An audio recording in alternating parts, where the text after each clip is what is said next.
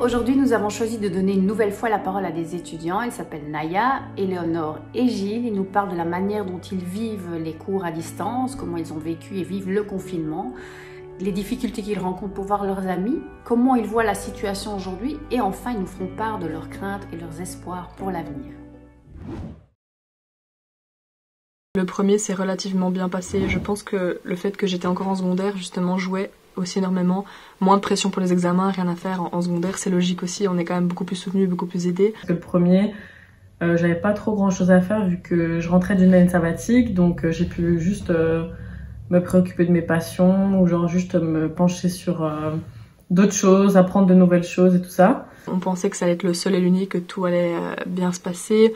On était aussi beaucoup motivés par le fait que beaucoup de communication passait sur le fait qu'il fallait profiter du confinement pour faire des choses qu'on aimait, pour travailler sur soi-même. C'était tout nouveau aussi, on essaye d'apprivoiser un peu cette nouvelle façon de vivre, on essaye de comprendre aussi tout ce qui se passe.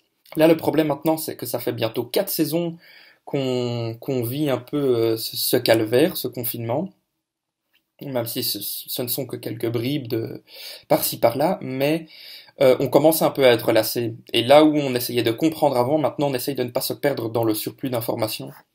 C'est quand même assez compliqué. Mais voilà, pas de soirée cote même, sauf avec les cocoteurs, mais encore une fois, ça reste assez restreint. Je dois me pencher sur mes cours, étudier, j'ai vraiment l'impression que j'ai plus de vie sociale. Du coup, pas ouf. Et le problème, c'est que le décrochage scolaire, comme cela, est beaucoup trop vite arrivé. Parce qu'en fait, comme on n'a plus cette routine, en fait, on perd des repères importants et au point même de ne plus vraiment faire la différence entre le week-end et le reste de la semaine. Et tout ce manque de repères, en fait, facilite grandement le décrochage scolaire. Et donc, bon, on s'accroche comme on peut, mais c'est vrai qu'au final, au plus les confinements viennent, au plus c'est lassant et c'est fatigant. Et ouais, c'est pas facile. De prime abord, je trouvais ça assez sympa parce que j'ai l'habitude de regarder des podcasts et tout. Et donc du coup, bah, je trouvais que c'était un peu semblable et c'était quand même amusant.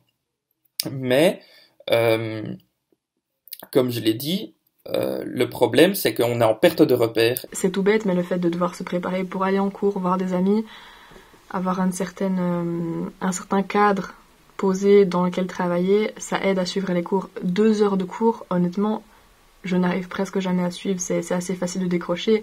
Mais c'est un peu compliqué parce que de base, moi je suis quelqu'un qui aime beaucoup étudier avec les autres. J'aime bien aller en bibli. Donc après, heureusement, la cafette de l'IEX, elle est ouverte. Donc des fois, je vais là-bas pour étudier. Ça me permet de me concentrer mieux. Et chez moi, je suis plus vite déconcentrée. Du coup, les cours à distance, je suis mitigée. Même si bon, on a quand même de la chance de pouvoir les vivre, de pouvoir avoir des cours à distance tout simplement. C'est pas facile et je sais qu'il y a beaucoup d'élèves en décrochage. Pas au point d'abandonner les études, mais on s'accroche vraiment énormément parce que c'est vraiment pas facile. Et même les contacts qu'on a avec les professeurs, qu'il peut y avoir en classe, bah, c'est pas du tout la même chose via ordinateur. Même si on a cette chance d'avoir cette technologie, je pense qu'il y a quelque chose quand même qui manque en fait. Je vois quand même des amis, honnêtement, je pense qu'on le fait tous.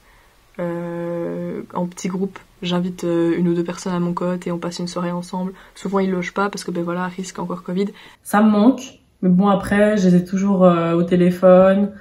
J'essaye de les voir de temps en temps en sortant, en mode du coup un par un, mais voilà, ça va. Je suis pas non plus en dépression, mais ça peut le faire.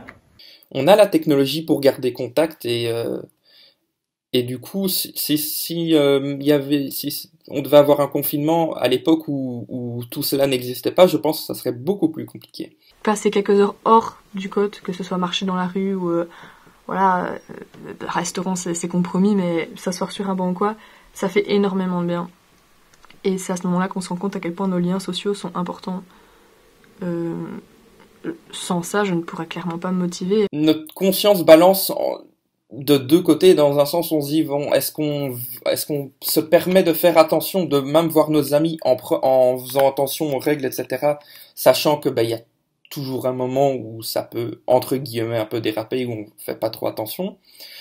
Et de l'autre côté, on se dit non, c'est pas possible, on peut pas juste parce qu'on a envie de contact social, on peut pas se permettre de passer outre les règles sanitaires, quoi. Je trouve que le confinement a vraiment un effet hyper culpabilisateur sur le fait qu'on a beaucoup de temps libre, mais c'est normal qu'on n'ait pas tout le temps libre disponible pour étudier, on deviendrait fou. Mais on fait rien de plus intéressant à la place. Et voir des amis, c'était beaucoup plus intéressant. Bah, on sait pas trop où on va en fait, parce que ça change un peu tous les mois. Bon, après c'est normal, on adapte la situation en fonction de comment le nombre de cas, comment ça augmente, comment ça évolue. Mais moi j'ai l'impression d'être dans le flou. Et je sais pas, et après c'est un peu difficile parce que même les politiques qui sont chargés de prendre les décisions, c'est une situation un peu inédite. Du coup, je pense qu'ils doivent être autant perdus que nous. Du coup, ce que j'en pense, c'est que juste je suis perdue et j'espère juste que ça va mieux aller et que ça va s'arranger. Je pense qu'on est tous un petit peu dans le même sac. Certains sont beaucoup plus dans la merde que d'autres. Hein, on pense aussi aux gens du secteur de l'Horeca. Une maladie qui subvient comme ça et qui pose problème, forcément c'est quelque chose qui nous dépasse. On a beaucoup de chance d'avoir Internet. Je sais que ça dépend des écoles, mais j'ai quand même mon école qui a mis en place une structure qui avait prévu les choses, qui pensait qu'on allait revenir en distanciel et qui a vraiment mis en place une belle structure de cours avec les slides, les syllabus en ligne, les streamings aussi quelques-uns. Je pense qu'au niveau fédéral et scolaire, c'est pour l'instant les mesures qui ont été prises sont les mesures qui devaient être prises et voilà, c'est peut-être pas c'est peut-être pas le plus confortable pour nous, mais c'était la chose à faire, donc voilà. Dans l'avenir, j'ai l'impression que ça sera plus jamais pareil. J'ai l'impression que c'est irréel en fait.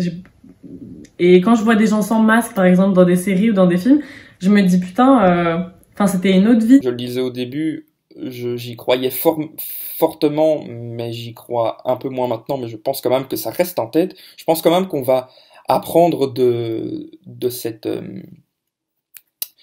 crise. J'ai l'impression que à l'avenir, ça va être beaucoup plus contrôlé, ça va être moins spontané, le fait de sortir comme ça sans... j'ai l'impression que par exemple à l'avenir, dans les concerts, ça va plus être possible par exemple de pouvoir aller dans un concert sans se poser de questions. Je sais pas si on comprend bien ce que je dis, mais comme si on allait toujours nous demander une preuve qu'on n'a pas le corona ou qu'on a été vacciné. On peut pas juste simplement, une fois que ça sera fini, fermer les yeux, se dire « Ah voilà, c'est fini ». Non, il faut se souvenir et justement améliorer notre société par rapport à ça, mais c'est une grosse crainte que j'ai. Je pense que ça n'arrivera pas. Je pense que dans l'histoire, on pensera au fait que voilà, il y aura eu une année et demie, voire 2 ans, où voilà, le virus a sévi. Et dans le futur, on parlera de cela comme d'une autre maladie, comme a pu être la peste ou je sais pas quelle autre maladie. Je pense qu'on va bien vite oublier un peu ce qui se passait.